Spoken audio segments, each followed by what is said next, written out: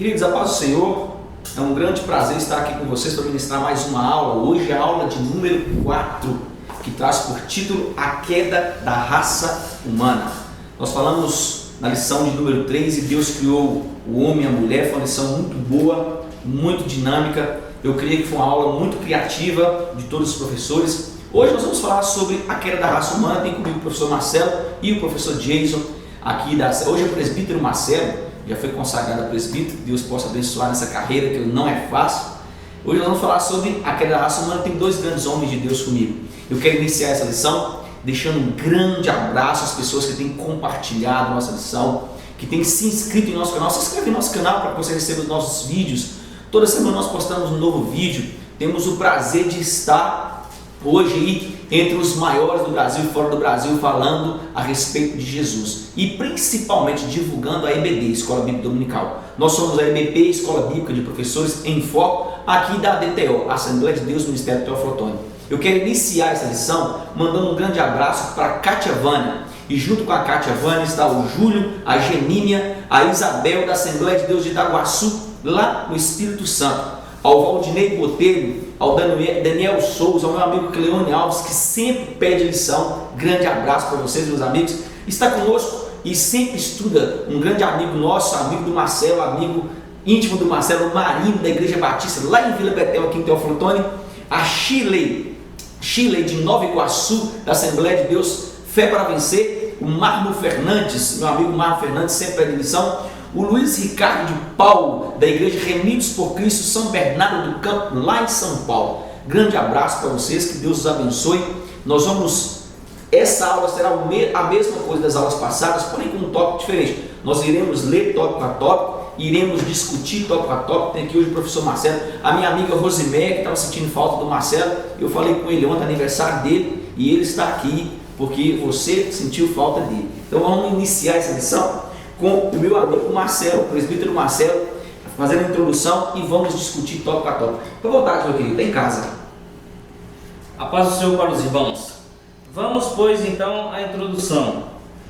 Por algum tempo, Adão e Eva viveram a mais completa aventura.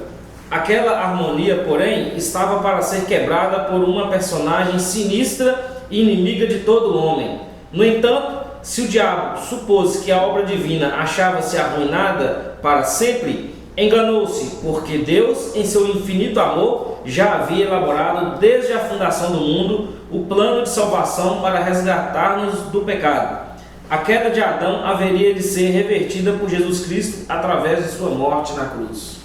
Muito bem, meus queridos. Nesse tópico a lição de número 4, tópico número 1, introdução, que o professor Marcelo falou, o presbítero Marcelo, nós precisamos entender o seguinte, que a harmonia criada por Adonai no Éden, ela terá uma forte influência maligna de Satanás. Por que disso? Nós falamos na lição passada, o termo original tohu vavu, que significa informe, é o mesmo tema que nós falamos com a terra, era informe e vazia. Vazia, nós falamos que era vazia de criação, mas já existia algo dentro da terra, que era água. Esse termo é referente a inacabado, o termo aí, tohu vavu, era inacabado.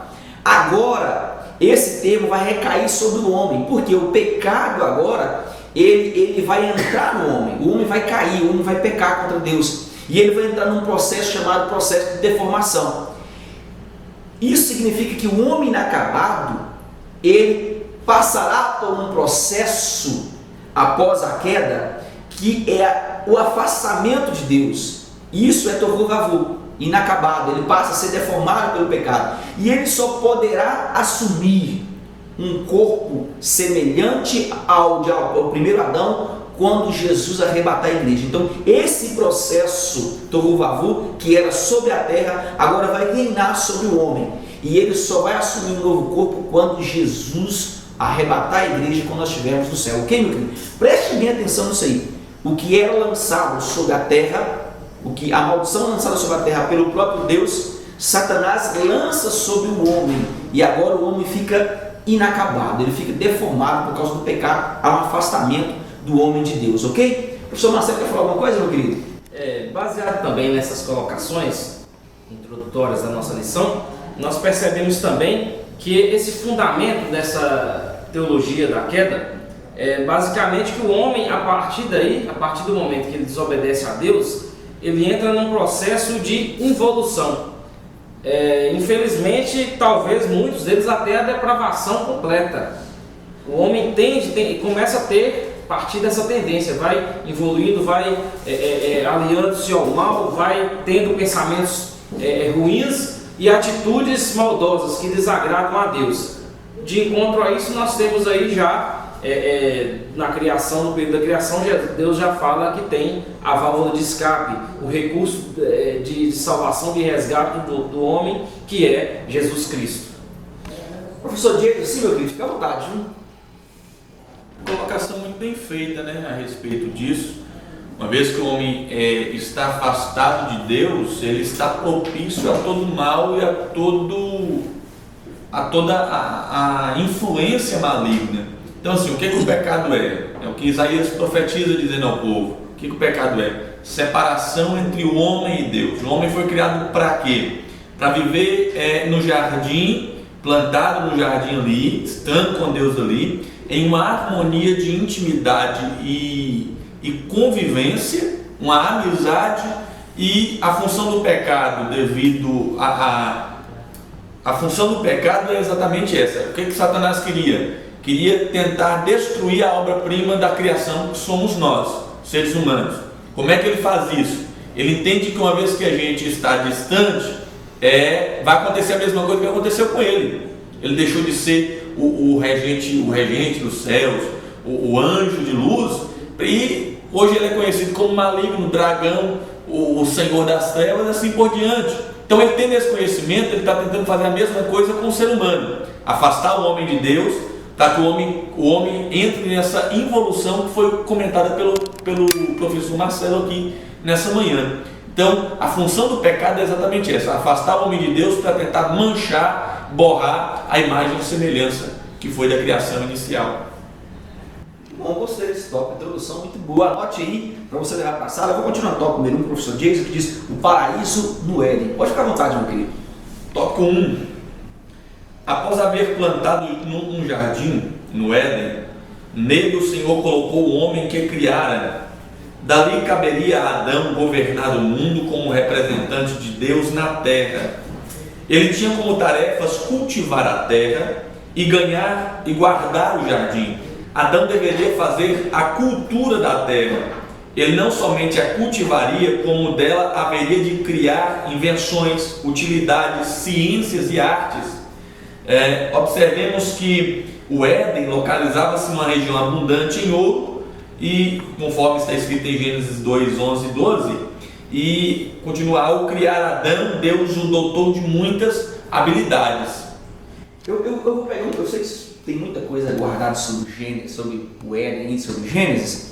Eu acho magnífico, eu anotei algo aqui sobre isso aqui, que para os cientistas, anote isso aqui, querido, nós falamos muito sobre ciência, principalmente no início dessa lição, nós devemos continuar nesse tópico. Para o cientista, o Éden ele é uma metáfora da origem da humanidade. É uma metáfora, é algo que não existe, não acontece. Tentam provar que o Éden não existe, mas nós entendemos que Deus o fez e o fez com perfeição. Todos os relatos mostram que Deus sempre teve o quê? Como diz o professor Jason e o professor Marcelo, ele teve um relacionamento com o homem em todo o tempo. Logo, o Éden ele é o primeiro estágio, e dentro desse primeiro estágio, nós podemos dizer, nesse primeiro estágio, Deus coloca o homem como seu representante legal para guardar e cultivar o jardim.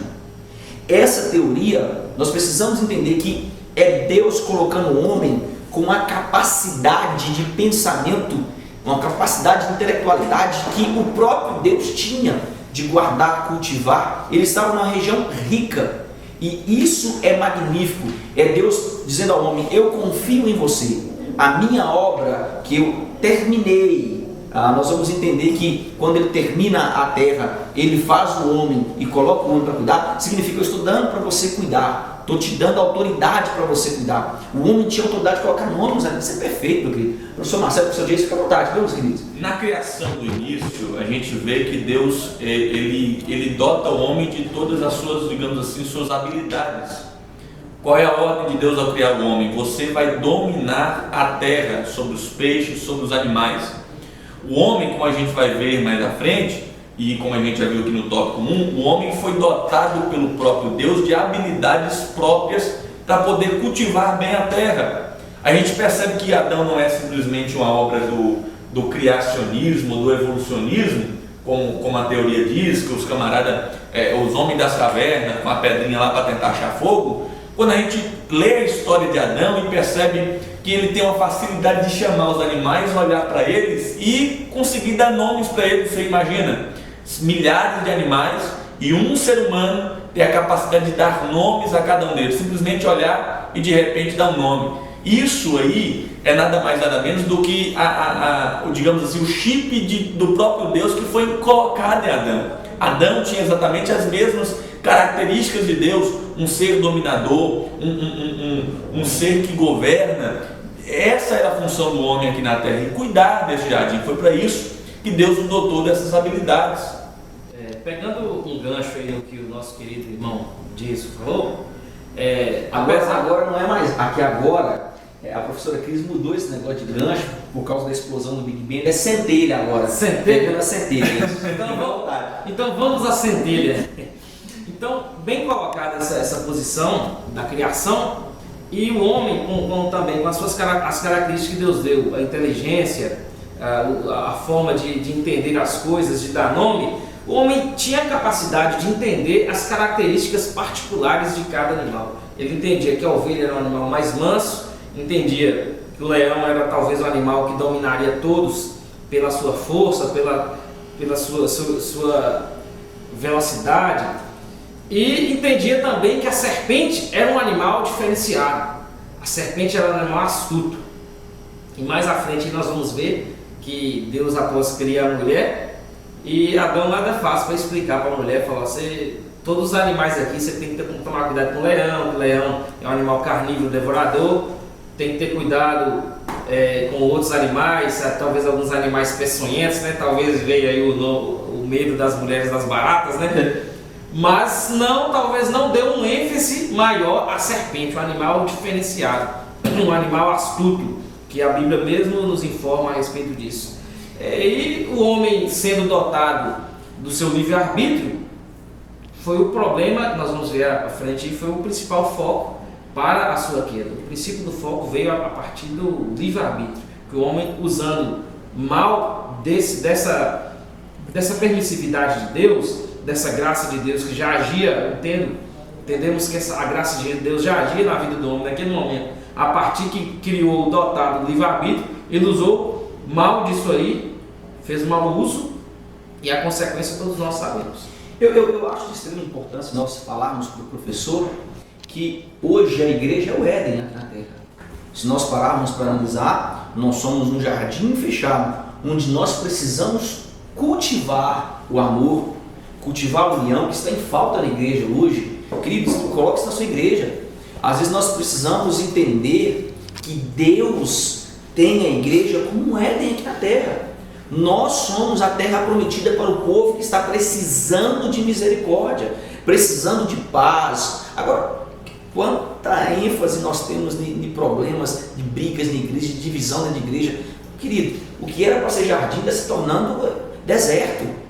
Isso é importante nós falarmos em sala, professores. Deus tem a igreja para cultivar o amor, o perdão, a paz, a longanimidade, aos frutos do Espírito. Nós temos por dever, e nós precisamos entender que a Bíblia diz: observemos que o Éden se localiza numa região abundante em ouro. Quem é o ouro de Deus aqui hoje na terra? Nós. A igreja é o ouro. O seu aluno é ouro, o seu professor é ouro, o seu pastor é ouro. Existe uma música maravilhosa do Anderson Freire que diz: você é um espelho que reflete a imagem do Senhor. Mas nós esquecemos que nós somos imagem e semelhança de Deus. Nós precisamos tratar o nosso próximo com amor, com carinho, com dedicação, e principalmente enxergar a imagem de Deus na pessoa abatida, naquele que está precisando de um abraço, aquele que está precisando de perdão. Coloque isso para a sua sala, para que a sua sala entenda que Deus é magnífico tanto no Éden como agora com a igreja, ok? Eu vou falar no tópico de número 2, que diz guardar o Éden. Não podemos confundir a inocência de Adão com a incapacidade intelectual. santo no corpo e na alma. Nosso pai era sábio e perfeitamente capaz de discernir entre o bem e o mal. Aliás, era mais inteligente que nós. Por isso mesmo, Deus o incumbiu de guardar o Éden, pois teria de enfrentar um inimigo muito astuto e sagaz. Gênesis 2, versículo 15. O professor James está com a Bíblia aberta. Você poderia ler para mim, meu querido? Gênesis 2, versículo 15. Sim. E tomou o Senhor Deus o homem e o pôs no jardim do Éden para o lavrar e o guardar. E eu acho magnífica essa passagem, que o papel de cultivar nos mostra que desde o início Adonai fez o homem com uma atitude sua, que é o que? O trabalho. Deus trabalhou desde o início. Deus criou o trabalho. Deus criou o trabalho. Muito bem lembrado isso aqui, mas já foi uma lição sobre isso, lembra? Já falamos. Deus criou o trabalho e o homem às vezes se enfada do trabalho, mas o enfado vem da consequência, da desobediência. Da desobediência. Muito bem lembrado, professor Marcelo. O enfado do trabalho vem da desobediência. Nós precisamos colocar isso para nossa sala. Então entenda essa coisa. O homem, eu acho interessante que ele tinha a atitude de trabalho que veio do próprio Deus. Deus foi quem começou, Bereshit bara Elohim, no início criou Deus. Há algo do trabalho de Deus no início da terra. Então entenda isso. O homem, por sua vez, teria o quê? O privilégio de desenvolver as habilidades que o Senhor deu. É um privilégio, querido. Entenda isso aqui. Eu quero colocar isso para que você entenda. É um privilégio você servir a Deus com o seu intelecto.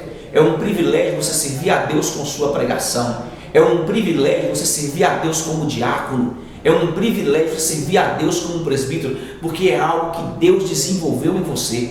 Não foi o homem que desenvolveu em você, mas é o próprio Deus que te deu a capacidade de servir, de estar presente na obra e desempenhar um trabalho que só você pode desempenhar. Você é diferente para Deus. O seu trabalho na obra é diferente e Deus o tem com um papel essencial dentro da igreja. Você concorda comigo? Concordo, sem vontade. O trabalho foi uma coisa que Deus colocou. Deus mesmo iniciou esse trabalho e passou ele para o homem, mas algo natural, algo para se fazer com prazer. Vai observar os animais. Adão estava ali observando os animais com muita sabedoria, começou a dar nomes. Foi talvez o primeiro zoólogo, que existiu na terra. Começou a fazer esse trabalho com os animais e depois as plantas, cultivando a terra, e depois da queda isso veio a ser um enfado, porque se ele não trabalhasse, se ele não cultivasse, ele morreria de fome, ele não teria como se suster, como se manter. Isso que e hoje nós estamos, podemos dizer, num mundo capitalista, onde se a gente ficar um mês sem trabalhar, a carga tributária, a carga do mundo vem sobre nós e nós não conseguimos mais se locomover, não temos condição de ter uma energia para mover os nossos aparelhos domésticos, não tem gasolina, não tem veículo, não tem casa, não tem nada. Tudo gira em torno do trabalho. O trabalho acabou por se tornar, podemos dizer, um enfado. Por quê? Por causa da desobediência do homem no Éden. Professor James, você está falando alguma coisa? Olhando para quando nesse segundo tópico a gente percebe que a lição enfatiza muito a questão da consciência do homem. Eu estava aqui analisando, porque você para analisar o seguinte: o homem foi formado do pó da terra. Ele até então não tinha contato com nada, ele não existia. Ele passa a existir a partir da ação de Deus, da criação do próprio Deus. Como pela lógica nossa, ele deveria nascer da seguinte forma: como se tudo aquilo para ele fosse muito novo, fosse tudo muito diferente. No entanto, a gente percebe que quando você lê a história, parece que eu consigo ver Adão tendo uma familiaridade muito fácil com tudo que está existindo, porque na inocência cabe nos ressaltar que na inocência do homem, quando o homem não tem o pecado, quando o homem está próximo de Deus, a vontade de Deus e a vontade do homem estão interligadas de alguma maneira. A vontade que o homem tem é a mesma que Deus tem. Está entendendo? Outra coisa que eu acho interessante: Deus dá ordens a Adão. Quando você está criando uma criança, você só começa a instruí-la com certas ordens a partir do momento que ela toma alguma consciência. Adão foi criado com essa consciência. Adão tinha essa consciência. Adão não era uma criança indouta que estava nascendo agora. Adão tinha a mente do próprio Deus. Então, assim, cabe nos entender isso, que a intelectualidade de Adão foi formada pelo próprio Deus, concedida pelo próprio Deus, e que a sua vontade, pelo fato dele estar na inocência, na perfeição, sem pecado, estava interligada diretamente com a vontade do próprio Deus. E nós temos também os dois pontos interessantes no Éden, que eram as duas árvores, né? A árvore da vida e a árvore do conhecimento do bem e da ciência.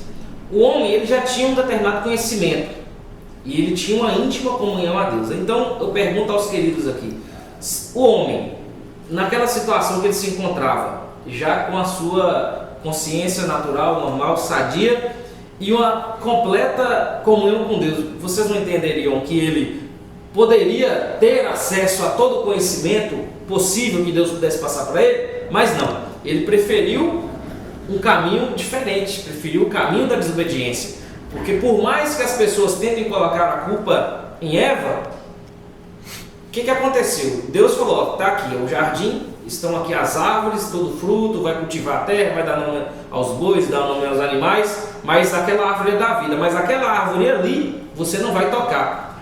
Aí Eva chega, pega do fruto que ia dar um fruto, mas não era o fruto daquela árvore que Adão já conhecia, estava todos os dias no jardim. Então o homem teve interesse também de ter entendimento, ele teve essa vontade e preferiu trocar esse entendimento falho da ciência com a carga de sofrimento que veio após isso e a morte da carne, pela completa comunhão com Deus que ele tinha. O que eu acho magnífico, dentro do que vocês estão falando, é muito interessante que Deus cria Adão com um intelecto diferente de todos os homens, né? Isso nos mostra que Deus ele tinha parte com Adão em todo o tempo. Isso é magnífico. Logo, o papel de cultivar o Éden aí era um papel primordial para alguém que tivesse, nós podemos dizer aí, interatividade com Deus. Esse era o papel de Adão. Ele tinha um relacionamento que ninguém iria ter com Deus. Ninguém iria ter. Nós vamos ver só depois dos profetas, alguns deles têm o próprio Elias, né? Mas até então Moisés, mas igual a Adão, que ninguém teve essa interatividade. E o homem, quando ele nasce, não tem condições, não tem capacidade nem de se alimentar. Ao passo que ele vai crescendo, vai tendo mais idade, ele vai aprendendo com seus pais, vai aprendendo na escola, vai adquirindo um conhecimento. Adão, por sua vez, já podemos dizer assim, né? Ele já nasceu adulto, já foi criado da forma adulta. Ele não foi criado como uma criança, depois teve que ser carregado no colo, não. Adão já foi criado adulto, já tinha um conhecimento e poderia conhecer mais, porque ele falava, Deus conversava com ele todos os dias no jardim. Todos os dias Deus encontrava com ele no jardim.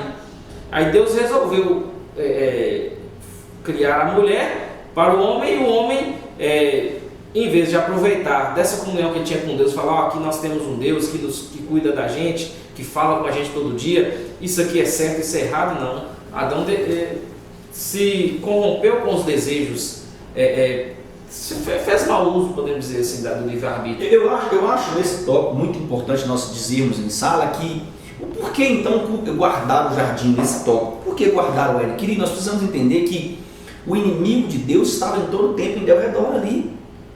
Marcelo deu uma pitada aqui sobre a serpente, ele estava tentando o quê? Derrotar Adão. Assim é o nosso tempo. Nós precisamos estar em oração, conexão com o Criador. Para quê? Para que nós não possamos cairmos, para que nós não tenhamos um momento de fraqueza que o inimigo nos traga. O próprio Pedro, 1 Pedro 5, versículo 8, que você sabe isso em Mateus 26, 41, Pedro diz em 1 Pedro 5, 8, diz, olha que interessante, sede sóbrios e vigilantes, o diabo, vosso adversário, anda em derredor, como um leão que ruge procurando alguém para devorar. Essa atitude de guardar o jardim guarda aquilo que Deus te deu. Em nosso tempo nós precisamos ter oração, nós precisamos ter conexão com Deus. Nessa conexão com Deus, nós estamos guardados pelo Ruach HaKodesh, é o que nós chamamos de Espírito Santo. Ele envolve-nos e nos permite sair do mundo por alguns minutos. Quando eu estou em conexão com Deus, eu não entro em conexão com o mundo. Alguém achou Mateus 26, 41? Sim, Mateus 26, 41, pode ler. Vigiai e orai para que não entreis em tentação. Na verdade, o espírito está pronto, mas a carne é fraca. Olha que interessante, então em todo tempo o nosso espírito que foi dado por Adonai, ele vai estar pronto para o combate. Só que a nossa carne, deturpada agora, não está pronta. Não está pronta. Não é? Isso é muito magnífico. E ao contrário que muitas pessoas dizem que o homem foi criado pecaminoso, o homem não foi criado pecaminoso, ele foi criado com o dom do livre-arbítrio. Deus fez ele diferente, da mesma forma que fez os anjos. Temos aí uma separação disso aí. O homem foi criado com esse livre-arbítrio. Com isso, ele fez mau uso, eu já disse aqui, e passou a ser um pecador. Por quê? Criou-se o pecado em cima disso aí. A partir daí, quando Deus colocou, não comais do fruto da árvore, o homem foi lá e comeu, ele desobedeceu o mandamento de Deus, e veio aí a desobediência. Toda vez que nós transgredimos, que nós pecamos, nós desobedecemos o mandamento de Deus, não matar, não roubar. Todo pecado ele gira em torno da desobediência. Nós não somos infalíveis, nós temos o livre-arbítrio, então não somos criados pecadores. Nós criamos o pecado nas nossas vidas, nós temos essa condição. A partir que nós criamos, em vez de colocar sempre a culpa no inimigo, temos que olhar para nós. O inimigo coloca sim as tentações, mas você tem o livre-arbítrio de chegar lá e evitar. Isso aqui eu não faço, isso não é para mim, eu não devo fazer isso aqui. Eu vou prosseguir aqui no tópico número 2 com o professor Marcelo, falar a tentação no paraíso. Fique à vontade, meu querido. Vamos lá. O Éden era um lugar perfeito. A partir daí, a humanidade poderia multiplicar-se e espalhar-se por todo o planeta, ampliando em amoroso trabalho o jardim que Deus plantara. Infelizmente, nossos pais caíram na tentação do diabo, o agente ativo da tentação. A fim de induzir a raça humana ao pecado, Satanás instrumenta um animal astuto e sagaz, a serpente, e por seu intermédio dialoga com Eva, levando à apostasia. Não podemos travar diálogos com o nosso inimigo, independente do meio que ele usar para nos convencer, pois pecaremos contra Deus. Nesse tópico, e eu sei que vocês vão anotar, não sei se vocês vão mencionar essa aula, a perfeição de Deus, anote isso aí, querido, estava em criar uma geração que fosse comprometida com a verdade. A geração de Adão, se ela não tivesse caído, ela seria comprometida com a verdade. E a perfeita harmonia, então teria compromisso com a verdade, viveria em perfeita harmonia, e eles teriam como base o quê? O amor. Por que o amor? Porque em todo o tempo Jesus disse: amai-vos uns aos outros. Conhecereis que sois os meus discípulos quando amardes uns aos outros. Novo mandamento vos dou, amai-vos uns aos outros. E eu acho magnífico que João tem algo tremendo de Deus. Em 1 João 4, versículo 8, ele diz: aquele que não ama não conhece a Deus, pois Deus é amor. 1 João 4, 8. Isso nos mostra que Deus tinha criado um homem com essência de amor, com a essência de ter uma geração que vivesse em harmonia. Nós falamos sobre isso aqui, que vivesse em verdade, porque hoje nós temos muita falsidade no nosso meio. O cara bate suas costas e fala que te ama, mas quer te esfaquear. Eu queria que alguém abrisse em Mateus 10, 16, e vai falar um pouquinho dessa lição que o professor Marcelo leu. No Oriente Antigo, querida, anote isso aí, a serpente era um símbolo da sabedoria e dos poderes mágicos, até os dias de hoje. Além disso, sua astúcia era proverbial. Olha o que Mateus 10, 16 fala sobre isso. Está com o cabelo aberto, meu querido? Pode ficar à vontade, professor Marcelo. Pois não. Eis que vos envio como ovelhas ao meio de lobos. Portanto, sede prudentes como as serpentes e simples como as pombas. Então nós precisamos entender que essas características a predispunham a fazer uma representação de uma potência. Ela era uma potência, ela seria uma potência. Na presciência, Deus já sabia que ela seria, como diz o professor Marcelo, o inimigo de nossas almas. Entende isso aqui? Ela seria uma potência maléfica e oposta aos planos de Deus. O próprio professor Marcelo falou isso aqui. Isso vai nos mostrar que ela vai se valer da sedução, ela vai se valer da desobediência, e ela terá agora uma atitude oposta ao que nós chamamos de caráter. O homem tinha caráter, a serpente não tinha.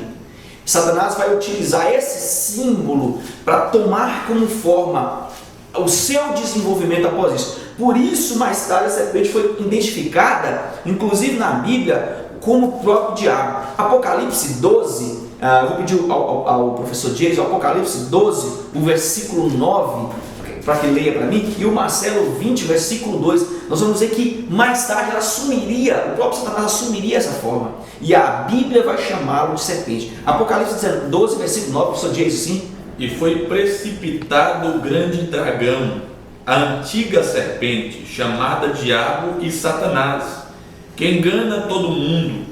Ele foi precipitado na terra e os seus anjos foram lançados com ele. Professor Marcelo 20, versículo 2.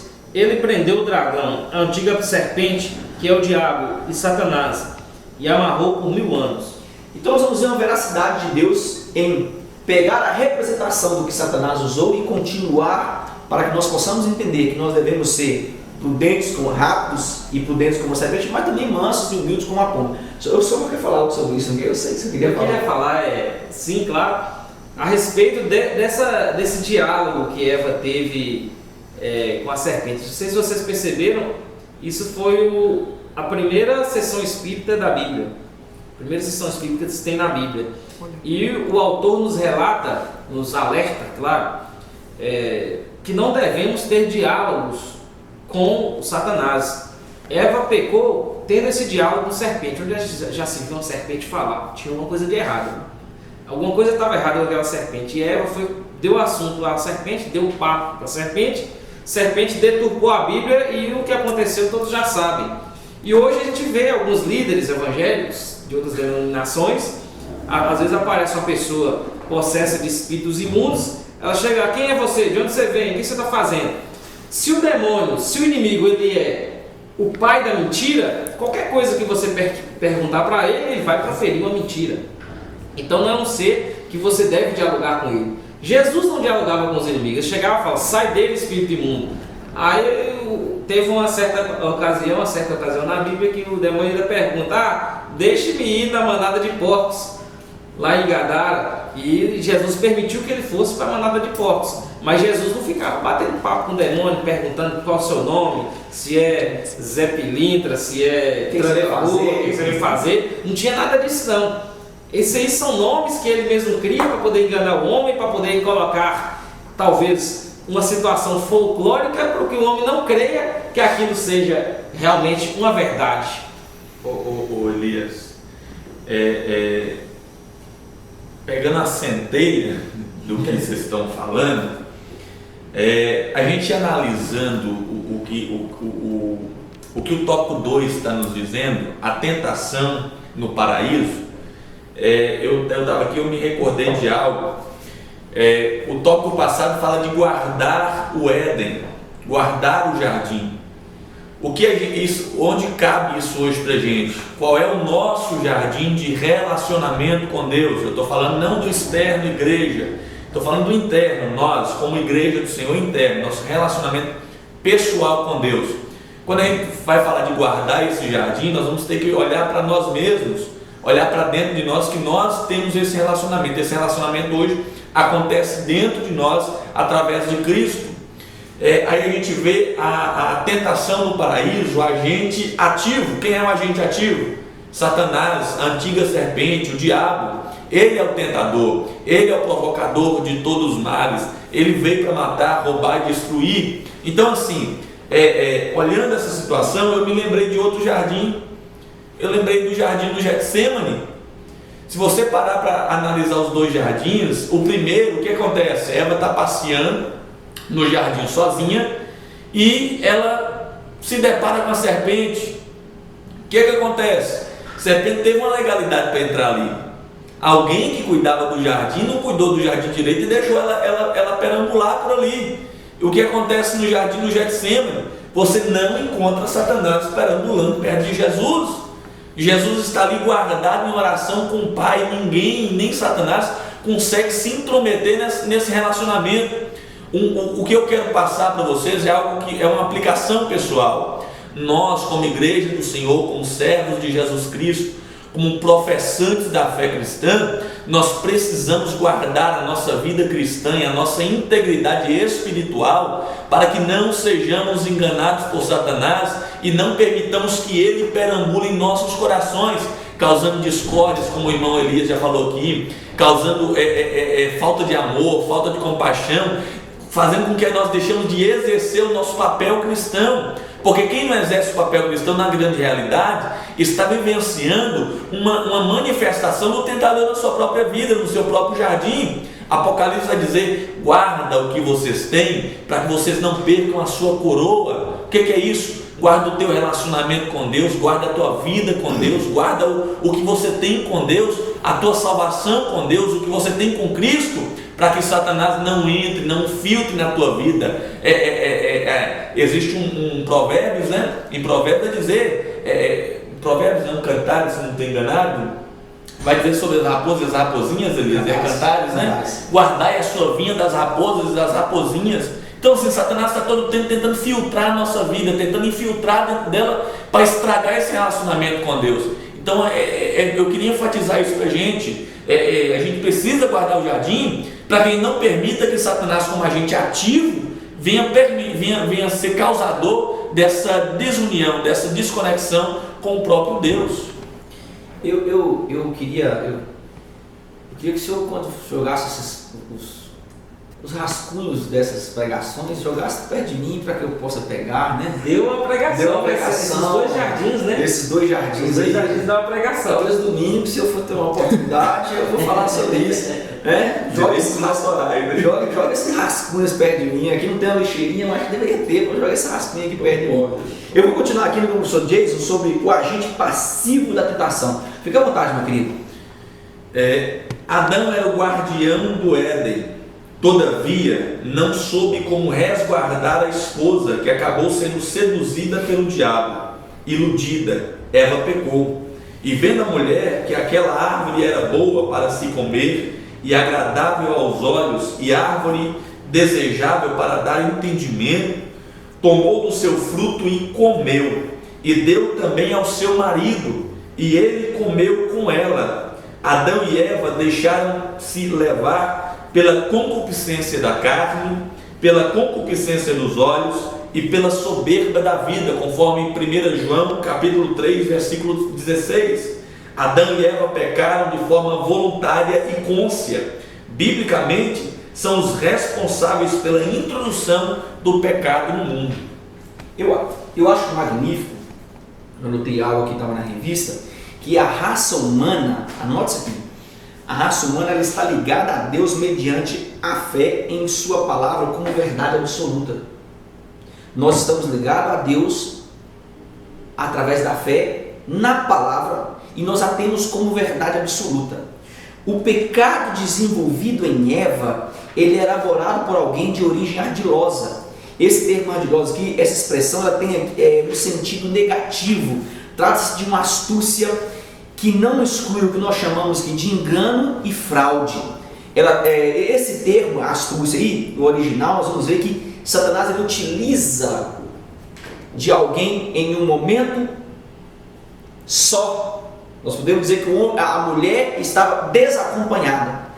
Como diz o professor Dias e o professor Marcelo, há um problema em nosso jardim, e foi muito bem colocado para ele, quando nós não estamos em conexão com Deus.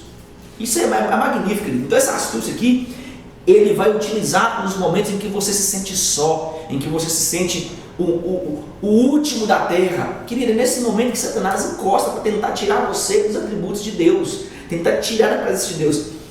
Nós precisamos entender que desde o início, Satanás já observava o potencial de Deus sobre Adão e Eva.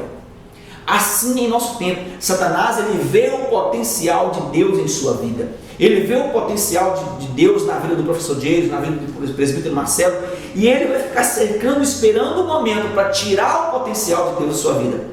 Satanás ele vai gerar o que nós chamamos aqui de dúvida sobre a verdade de Deus. No capítulo 3, o versículo 1, a parte B, eu acho magnífico que ele diz assim: é assim que Deus disse?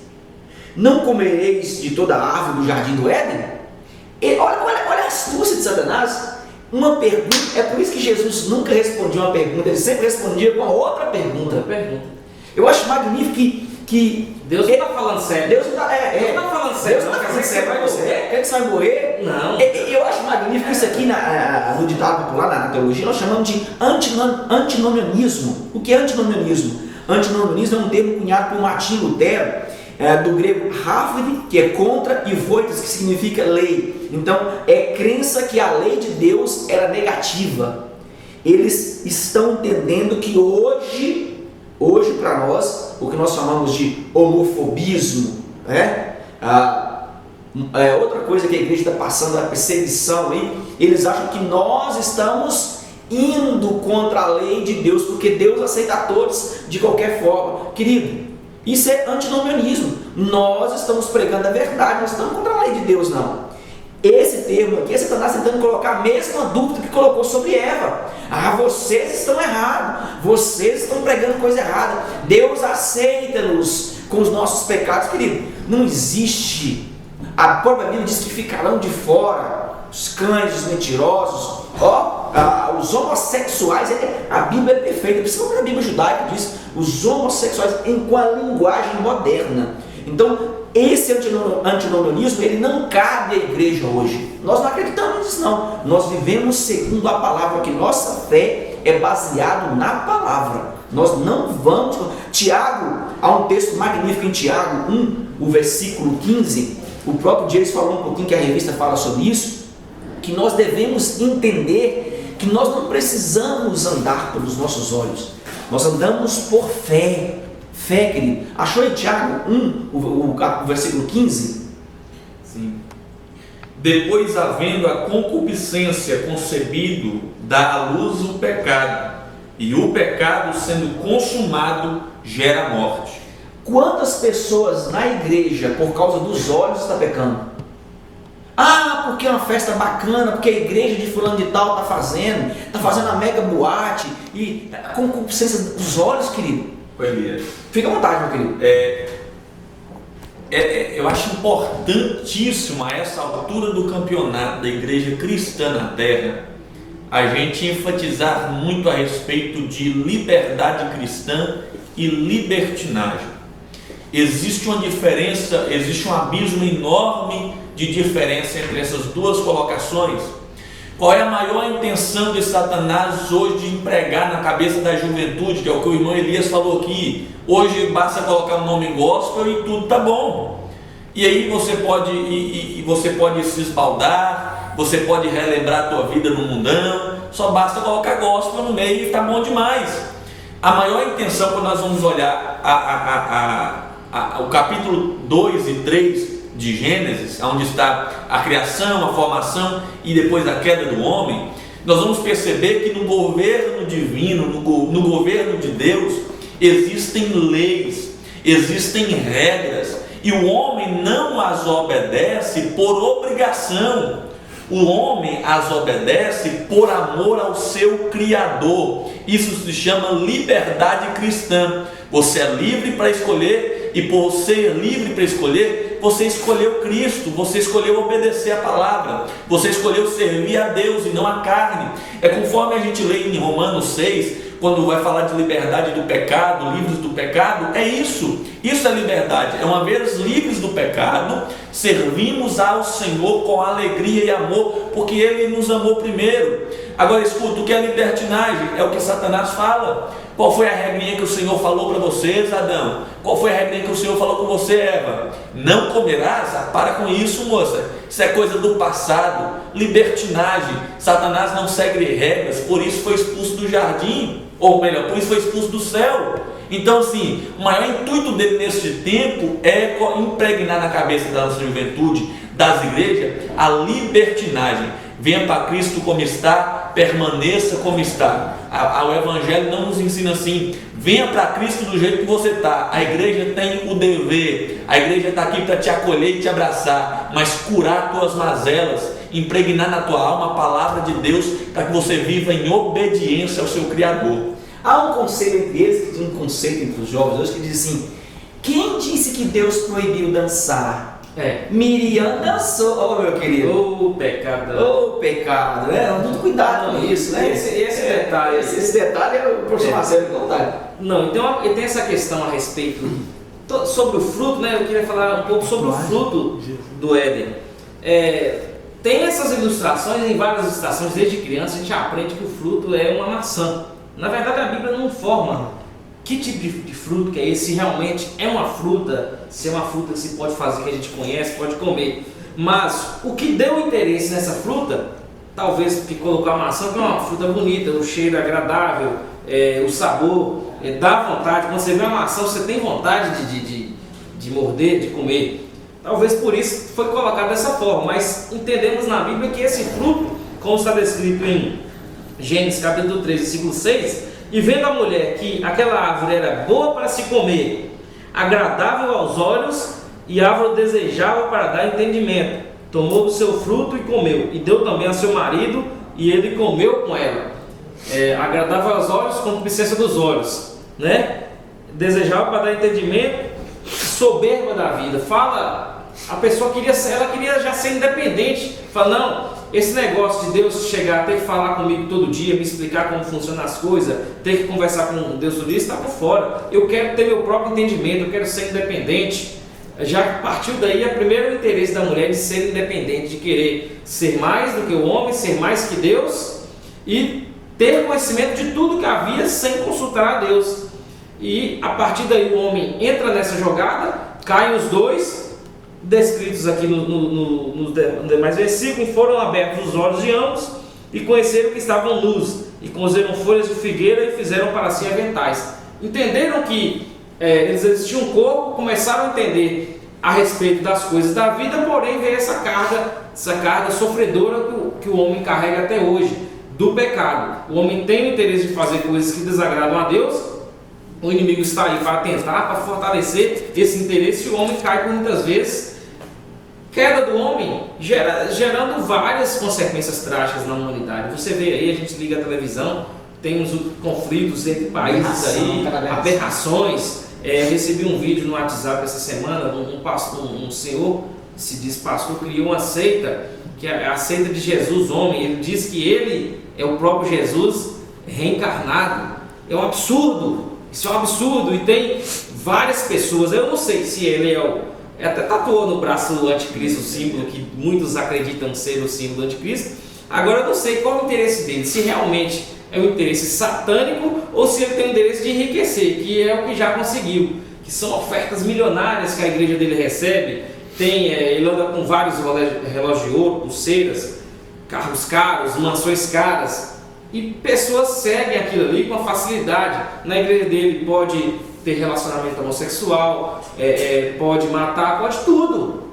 E eles são extremamente contra o catolicismo. Depois eu queria que vocês procurassem saber a respeito dessa seita que tem crescido no Brasil, já tem mais de 10 mil seguidores. Isso é um absurdo para a nossa igreja. O Elias, falando a respeito do que você tocou no assunto aí, o que nós vemos hoje, infelizmente, isso é com muito pesar na alma que a gente tem que se falar disso.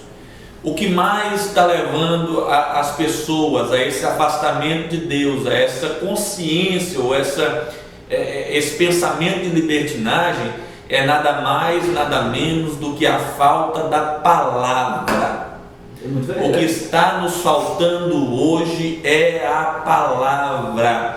Nós temos mensagens que incentivam, mensagens que dão up, mensagens que fazem a pessoa vibrar, mas está faltando a palavra que é de Deus. Qual é a palavra de Deus? Não comerás, você não vai fazer. O que Satanás está fazendo? Está tirando essa palavra de frente dos jovens, de frente das pessoas. O que mais atrai a juventude hoje são shows.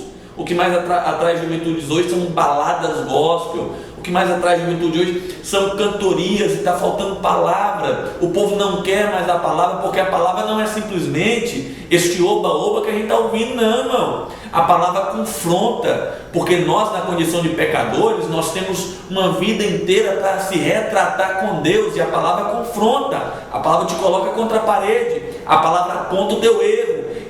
Tem uma expressão interessante que eu acho muito linda, a igreja tem que ser um hospital. Concordo com você plenamente. No hospital você é cuidado, no hospital você leva injeção, no hospital você é engessado se for necessário, no hospital você cuida. A igreja precisa cuidar da sua alma, meu irmão. Para de oba-oba, fica com a palavra de Deus. Qual é a palavra de Deus? Não comerás do fruto.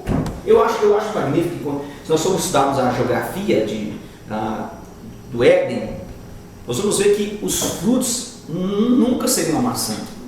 Ou eles seriam figos, que eles cozeram folha de figos e se vestiram, ou então eles seriam o que nós chamamos de romã. Os achados históricos da época até hoje, inclusive o Rodrigo Barbosa está falando sobre isso, ele diz que os achados históricos que se encontram naquela região é figos, os próprios figos e a romã.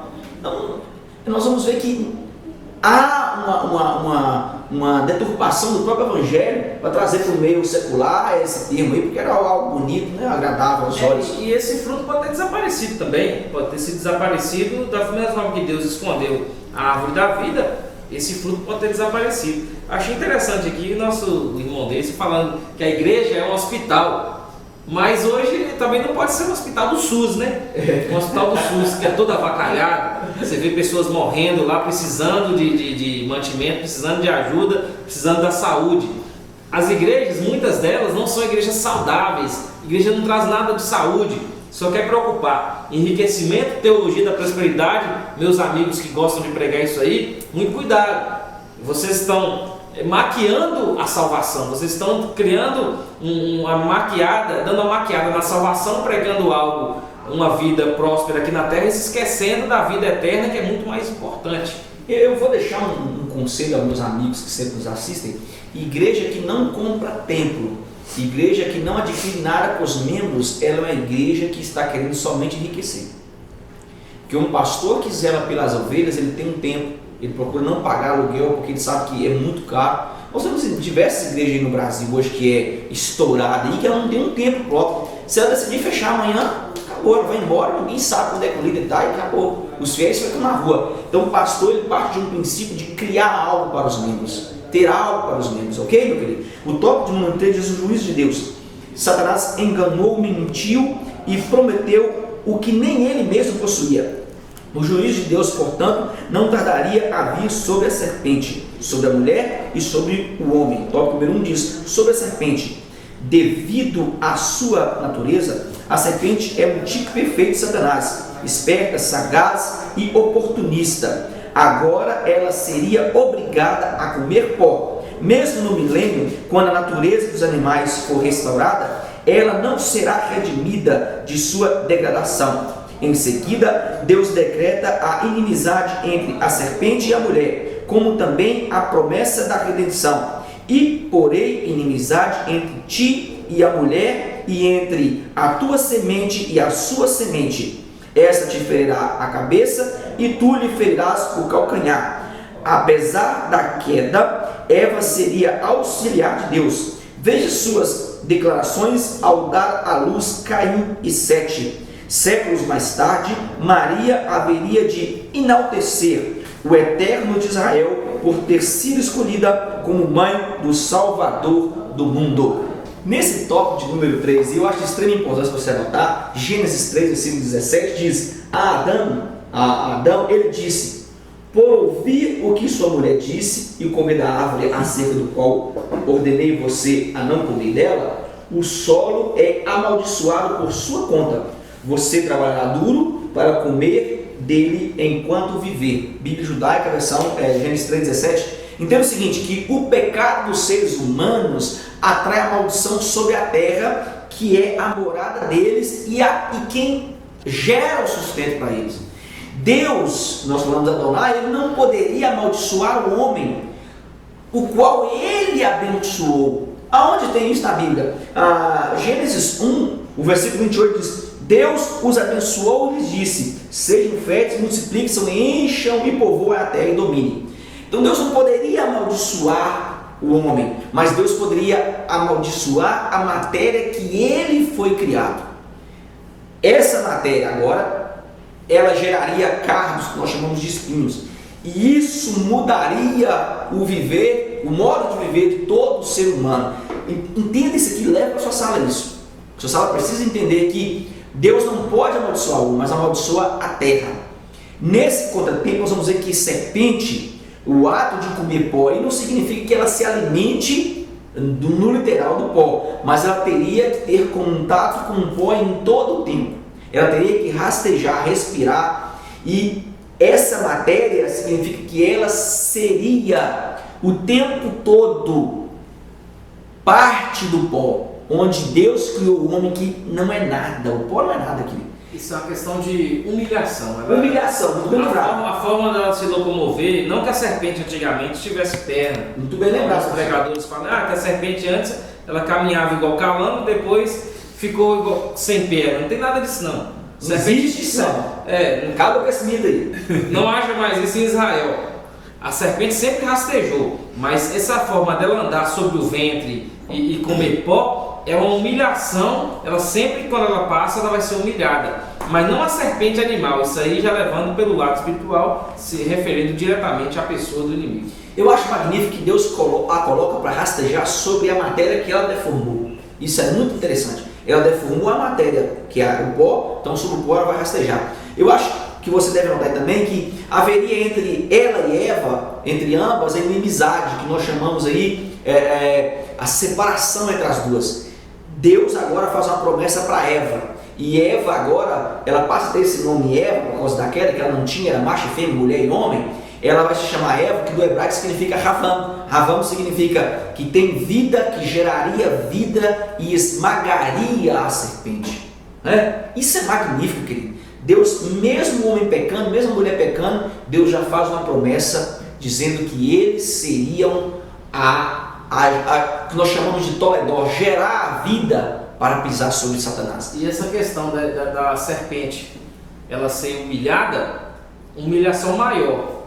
Ela estava no Éden, estava no céu, junto com os anjos, se rebelou, foi expulsa e não tem uma rendição para ela. E o homem, ele pecou e Deus colocou um plano de salvação para ele. Então, não existe plano de salvação para o Satanás, não existe escape para ele. Vamos neutralizar aquela perguntinha. Se Satanás Satanás, pelo amor de Deus, não tem, se é preposição. Se Satanás se arrependesse, Deus o salvaria, querido, não tem como. Satanás não se arrepende do que ele fez, em nenhum momento.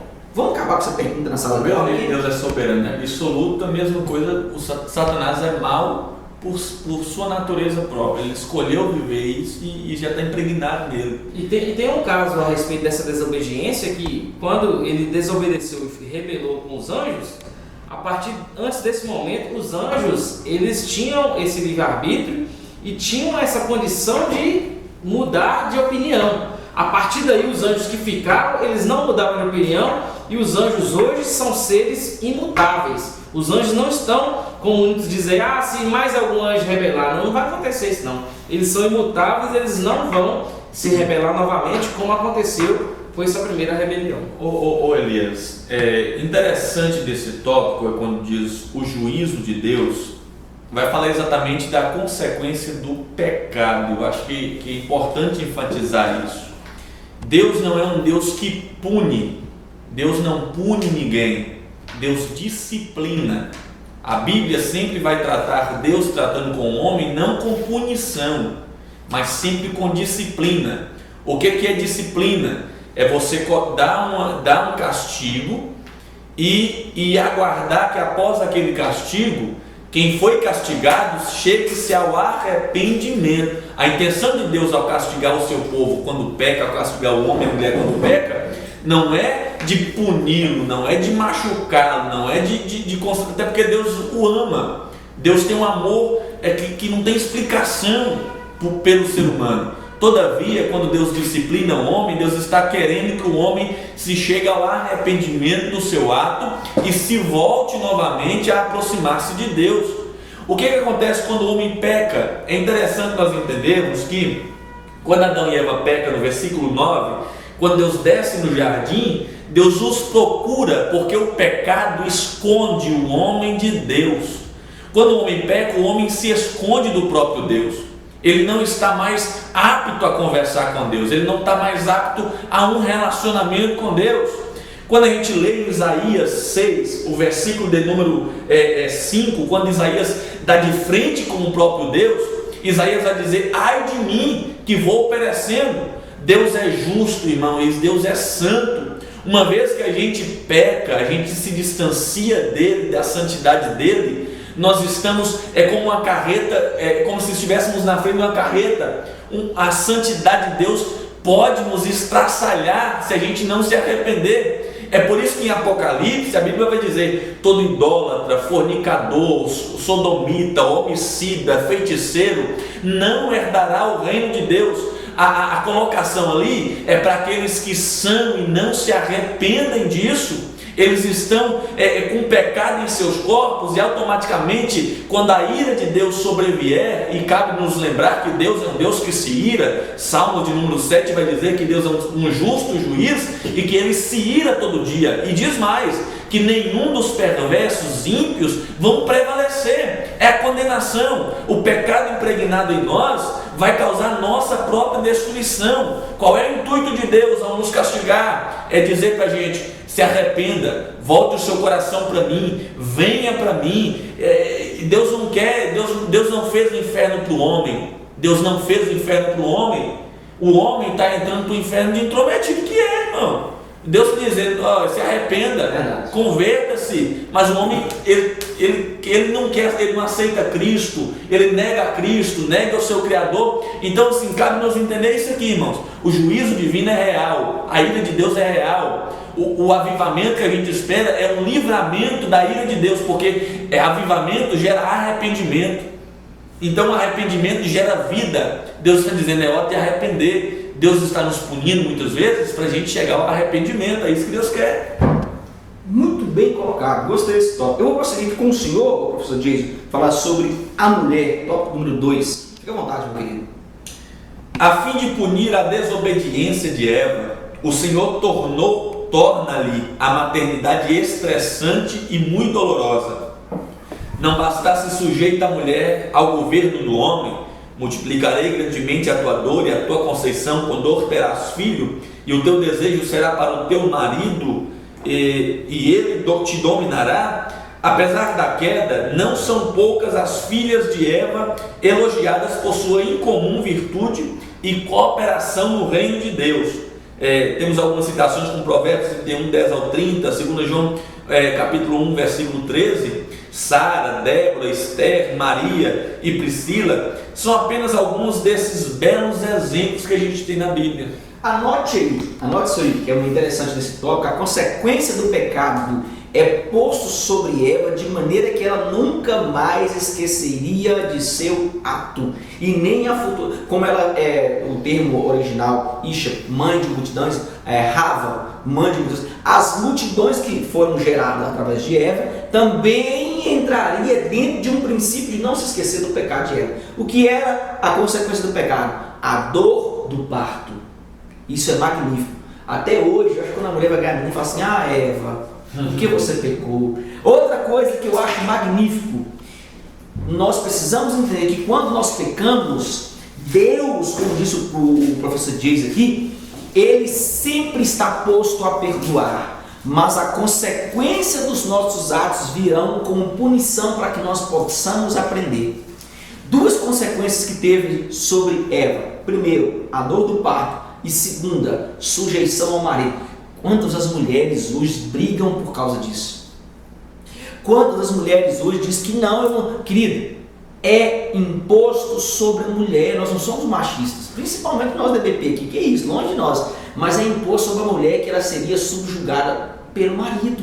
Não é como a criação, não foi criada sobre os pés, também não foi criada sobre a cabeça, foi criada do lado. Do lado significa que é companheiro todo o tempo, tirado do pé do coração, que é onde há vida. Então entenda uma coisa, mas a palavra final dentro da sua casa, minha querida, você, professor, que está me assistindo, um grande beijo para você, é do seu marido. Tem que haver um consenso. A Bíblia diz que ela seria sujeita ao marido. Isso nos mostra que ambos eram iguais antes da queda. Olha que magnífico. Eles tinham o mesmo relacionamento, mesmo pé de igualdade no Éden. Mas o pecado imposto sobre Adão, que eu não vou culpar Eva, porque Adão que era o guardião. Então, os dois eram ambos guardiões. O pecado que os dois pecaram, eu acho magnífico que agora vai tirar a diferença entre os dois. Adão tem o privilégio de subjugar Eva. Ok, meu? Quer falar alguma coisa, professor Marcelo, assim? Não, e essa questão do pecado, que muitas vezes colocam muita culpa, uma culpabilidade muito maior sobre Eva. Eva ofereceu para Adão, ele estava junto, talvez entende-se que ele estava junto quando ela comeu a fruta. A serpente falou com ela, ela comeu, toma aqui, Adão, da fruta proibida aqui, que não tem nada de proibido. Adão estava ciente disso aí.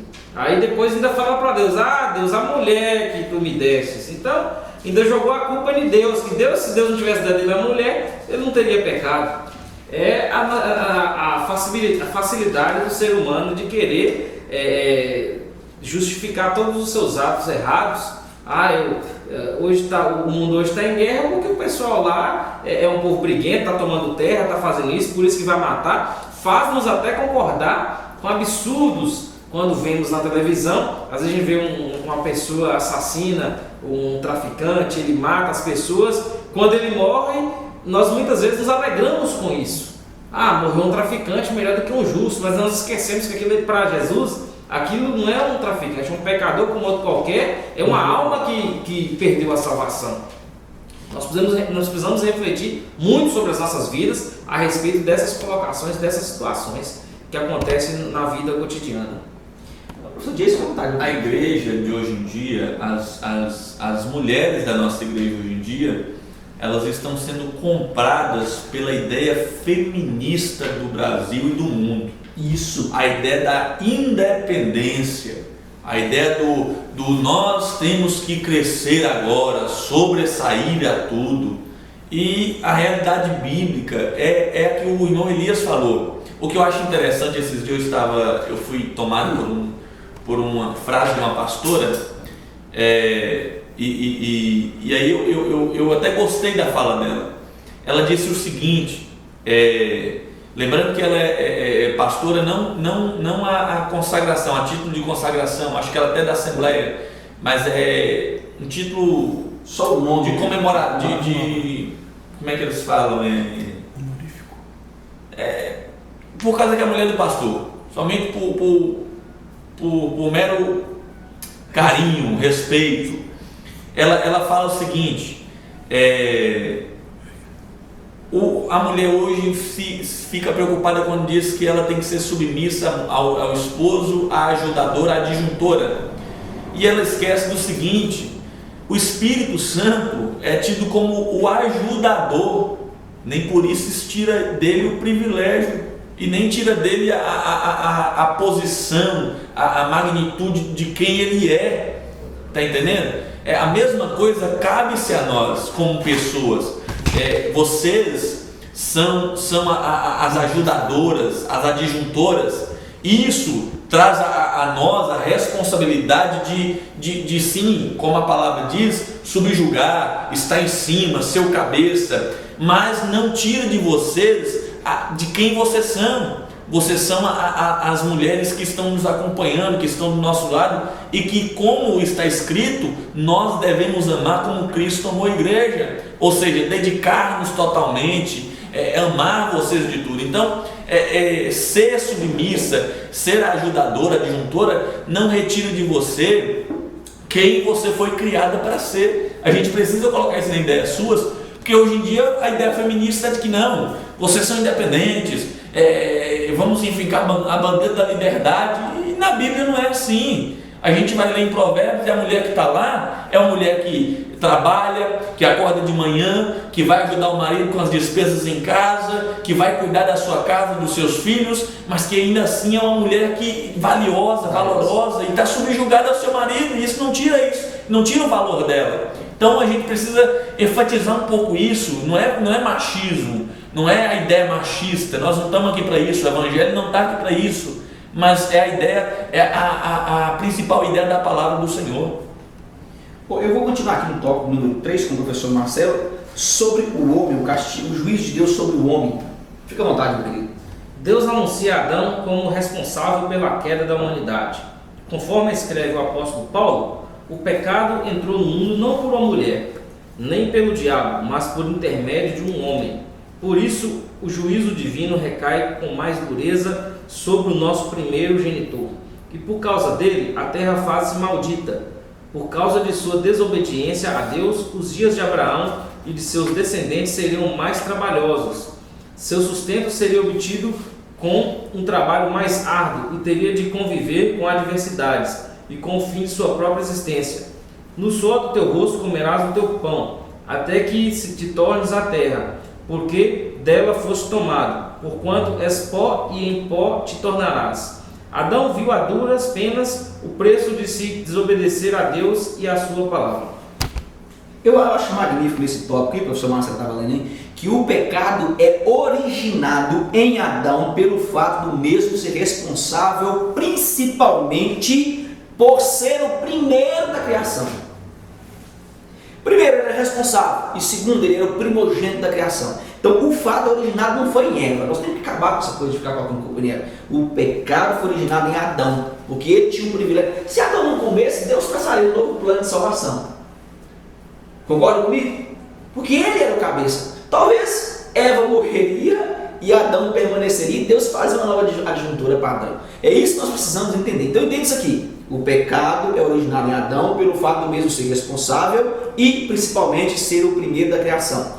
Por causa de Adão, nós temos então a terra produzindo espinhos, como leu o professor Marcelo, doenças, trabalho árduo e nós temos aqui algo fantástico. Nós temos que voltar à essência de onde Deus nos tirou, que é o pó. Fica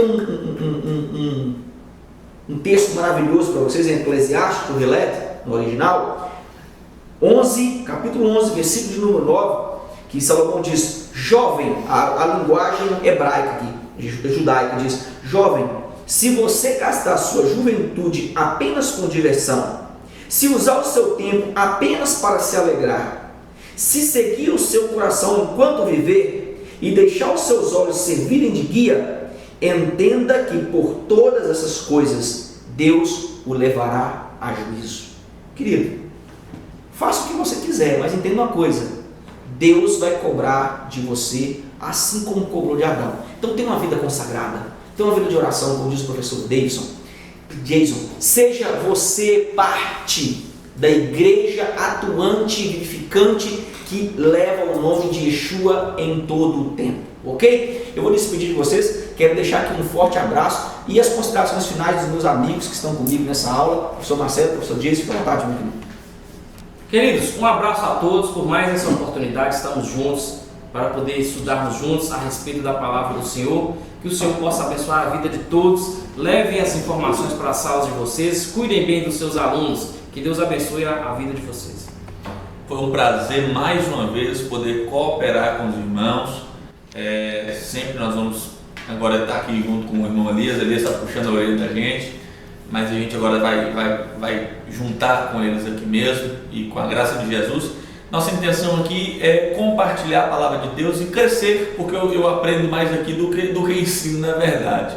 É sempre um prazer. Também aproveitando o momento, eu quero compartilhar com vocês, eu tenho um DVD de ministração, tá? O tema é o juízo divino nos convida ao arrependimento. Explicar. É uma mensagem de Deus para o seu coração. Abençoa o nosso ministério. Eu tenho certeza que Deus abençoará a sua vida, visitará o seu coração também através da palavra do Senhor. E você que quiser adquirir, seja em qualquer lugar do país ou do mundo, entre em contato pelo telefone que vai estar aqui embaixo, ou entre em contato pelas redes sociais com a gente, e a gente vai estar enviando para vocês com o maior prazer, viu? Deus abençoe vocês poderosamente. A paz do Senhor. Tá aí, meus amigos, abençoe o ministério do nosso querido. Quero mandar um abraço para minha irmã, minha amiga, que sempre está conosco de lição, Leris, lá nos Estados Unidos. Peça o DVD, eu tenho certeza que ela vai ter questão de mandar para você. Eu quero anunciar aqui, para você que é fanático por escola bíblica, que gosta de escola, que gosta de debate, nós teremos aqui em Teófilo Otoni a 4ª escola bíblica de líderes, com os temas maravilhosos, querido. Será no dia 31, 1º e 2 de outubro para novembro, agora nesse mês de outubro. Estará conosco aqui Elenay Cabral, o professor Elenay Cabral da CPAD, que os senhores conhecem, são professores excelentes. O pastor Ronaldo Fonseca, lá de Distrito Federal, Brasília. O pastor Paulo Silas e nosso pastor presidente, o pastor Valdivino Eugênio. E muitos grupos cantando aqui conosco. Nós teremos a honra de ver esses grandes homens de Deus, temos privilegiado em estar conosco estudando 3 dias. Serão debates nos 3 dias, tanto no sábado pela manhã, sábado à tarde, sábado à noite. domingo pela manhã, domingo à tarde, domingo à noite e segunda pela manhã. Tem alojamento, tem comida. A inscrição é R$50. Pode vir que nós temos lugar para você ficar, ok? Ligue para nós, 8247-277233, o prefixo aqui de Minas Gerais. Se você vier trazer sua caravana, nós temos lugar para você ficar. Grande abraço e Deus abençoe e tenha excelente aula. Paz.